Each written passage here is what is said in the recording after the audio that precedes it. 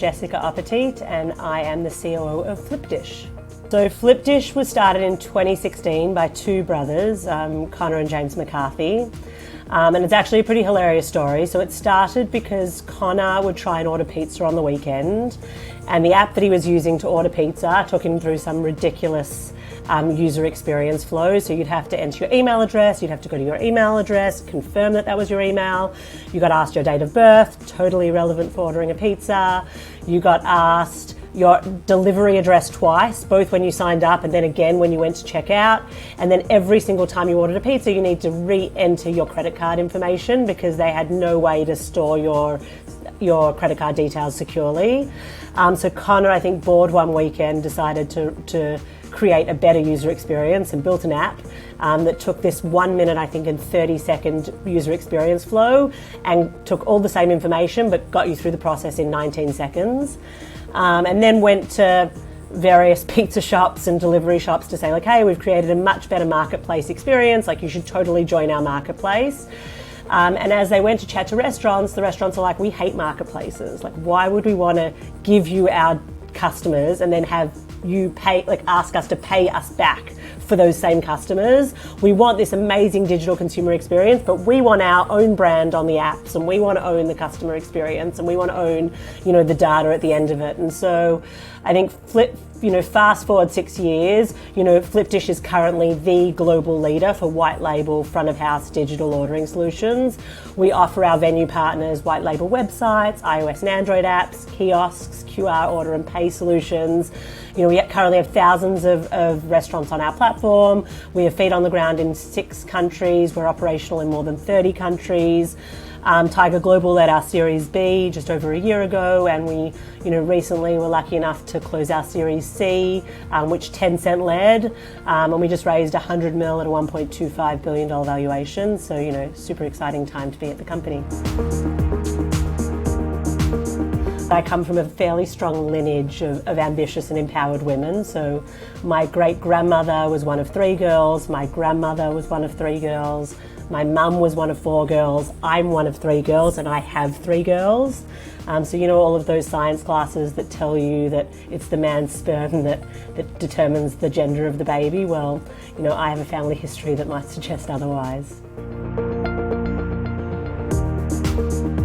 I'd say, like, at least my path has probably been a bit of a mixture of, a right place, right time, aptitude and luck sort of combined. So I think by way of very brief background, I started my career as a lawyer.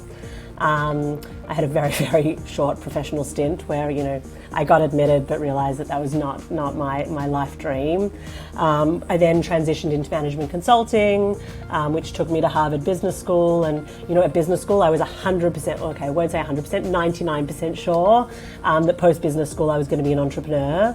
And then one thing I didn't factor in was the fact that I might meet someone at business school, and I indeed ended up meeting my husband, who is French.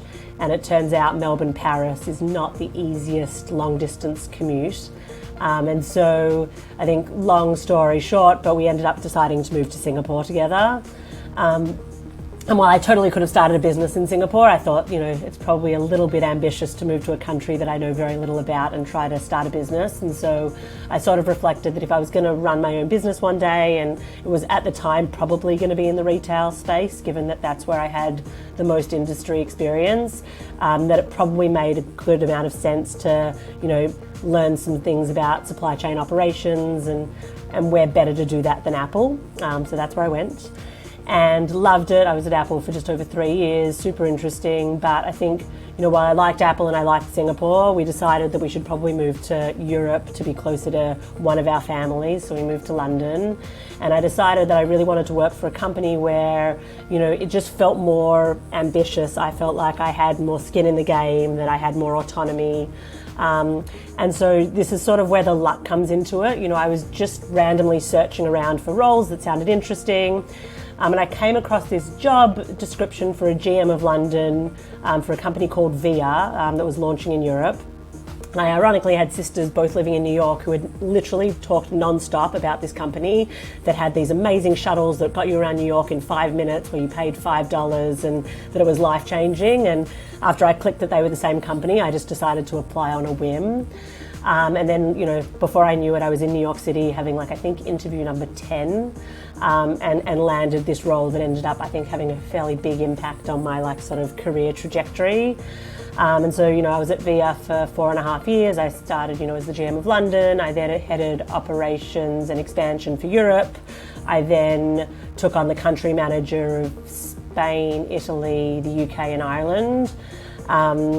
And learned a ton. And I think cool thing about that business is we started mainly D2C or B2C, sorry, where we focused on sort of rider growth, out of home campaigns, typical marketing solutions. And over the course of my 4.5 years there, we ended more focused on B2B and I'd say long-tailed, technically complicated SaaS sales, where I was sort of managing largely a sales team. And so I think about 6 to 9 months before I left VIA, I sort of decided it was time for the next role.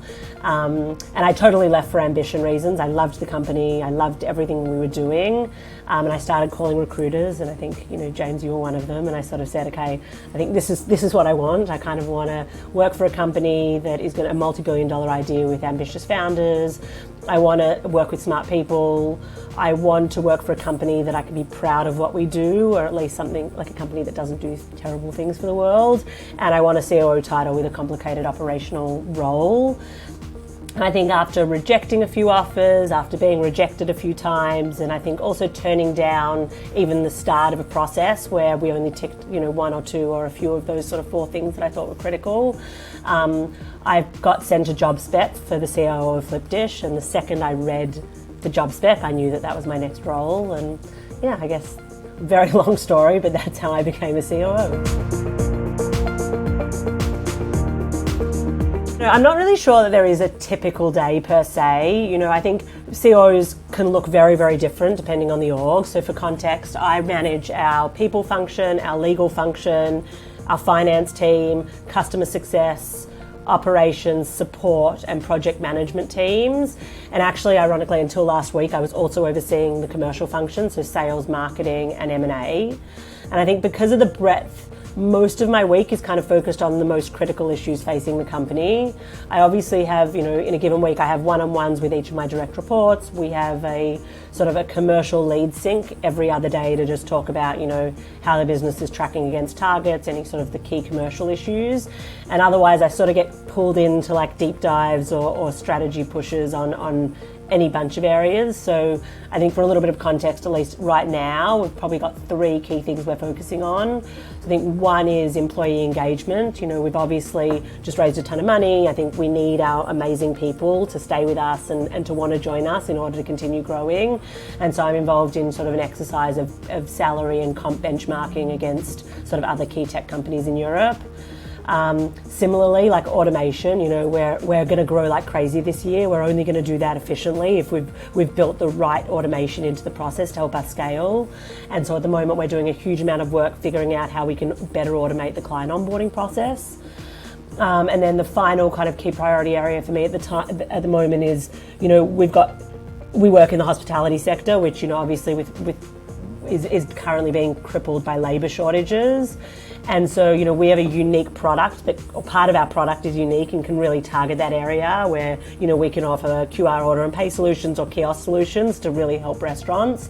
And so we're very, very focused at the moment on what does our sales process look like? What does our onboarding process look like? How do we actually get this technology into as many restaurants as possible in all of our key markets over the course of the next half? So I think that's kind of, those sorts of sessions are what take up a lot of my day-to-day. I would also say post-fundraising, we have more than 100-ish roles open on our platform at the moment. And so I am spending a humongous amount of time, in recruitment mode on interviews. Obviously we just did this huge fundraising round, and I was very, very fortunate to have been a part in it and have played, at least have been pretty heavily involved in the process. And so we worked with the banking team who were excellent, and sort of our CFO and our co-founders to sort of put together an investment flow. And we were fortunate enough to have, a huge amount of investor interest. And so we kicked off the process, I think, on the 19th of October. And within our first week, so I think by the 28th of October, which is only 7 business days. We had met, I think, with 20 individual investment teams and done 2 broad global investor pitches, which for anyone who knows, has been through the fundraising process, will know that that is a lot for anyone to manage. But I think it was probably even more challenging for myself, given that on the 29th of October, I had my 3rd baby girl, smack bang in the middle of fundraising. Which I think was a very, very unique experience. And I think my co-founders and the bankers and I will always laugh at the fact that, I did several calls on Zoom, head up, where I was like bigger than the table that I was presenting on. And then similarly, as we were smack bang in the middle of fundraising, several calls after where I was either breastfeeding with only like half a top on or bouncing a baby on my knee, sort of going on mute and sort of texting the group, please take over my part, if and when the baby was crying while we were trying to talk about like the commercial strategy for the business going forward. While our banking and team and Flipdish's CEO, that they were like, there was zero pressure on me to do any of this. They were outrageously accommodating and they really, really said, like, Jess, partake in whatever you want to partake in. Tell us you can't join for whatever you can't join. But I felt at the time that it was a huge privilege to be, working for a company that had so much investor interest, and I genuinely loved being part of the process. And so to the extent I could, I made it work. Honestly, I always make the joke that every senior role converges into 2 things, sales and HR. And I know I'm not, even though a COO is not in the selling, you're not actively a salesperson. If you think about what your role is, I feel like I'm selling every day. I'm selling candidates to join Flipdish. I'm selling our finance team to increase the budget. I'm selling our product team to change parts of the product roadmap. I feel like all I do is sell. And so I think that if you don't like selling, don't join senior management. And then the other is obviously people. As a COO, you're inevitably going to lead a pretty large team. And I think, people are complicated. They want to feel like they have a leadership team that supports them and challenges them and is there to spar with them if they've got any sort of things that they want to get off their chest. But they also want to feel autonomous in their roles. They want to feel like they have vertical ownership of the parts of the businesses that they're responsible for. And I think that's a very, very delicate balance. And so for me, a COO has probably 4 key characteristics. They've got very strong emotional intelligence. They're incredibly time efficient and they know how to prioritize. I think they have to have the confidence to make decisions when they don't have all of the information at hand. But they also need to have the strength of character to know that they won't always make the right decisions. And so they need to have sufficient humility to be able to sort of apologize and put their hands up when they make mistakes and they get it wrong. So you're going to say it's cliche, but I always say to optimize for today and not for tomorrow. It's actually hilariously, it's actually the same advice I get when asked, like, what is your advice for like women or future women leaders? And I say this because, I always give this anecdote that when I was 19, I had some friends or people that I knew that said like that they wanted to be a nutritionist. And, nutrition is an incredible life career path. I think nutritionists are amazing. But what I always found unique about a lot of these girls' responses was that like the reason they said they wanted to be a nutritionist was because, it would allow them for good work-life balance when they were mums and that they could work part-time and have flexible schedules. And in my head, I was like, well, you're 19. Like, what happens if you never have children? Or what happens if you don't have children until you're 35, and at which point you could have had 3 different careers and you could have something you absolutely love that also gives you work-life balance? And so I think my advice is the same for people paving a path to a title. I know COOs who have only ever worked in ops. I also know COOs who have never worked in operations before, but have somehow had really interesting and rewarding, challenging careers that have led them to that path. And so my life advice, I think, is like, find jobs that are intellectually stimulating, and when you have colleagues and mentors who are smarter than you and who are going to challenge you. And when you stop feeling challenged or you stop feeling stimulated, like, change jobs. And I think that will ultimately lead you to getting a rounded skill set that will probably position you pretty well for a COO position one day. But providing you have fun along the way, and then the end outcome isn't actually that important, because you may fall and become a head of product or a chief people officer, and you might love that role and it might be perfect for you, and you never would have found that out had you been solely focused on a sort of single role. And so, optimize for today and not for tomorrow. If you are looking for a fun and interesting place to work where our goals are ambitious and our people are smart and hungry and looking to change the world, please come join us. We have so many open roles at the moment and we are looking for smart, hungry and ambitious people.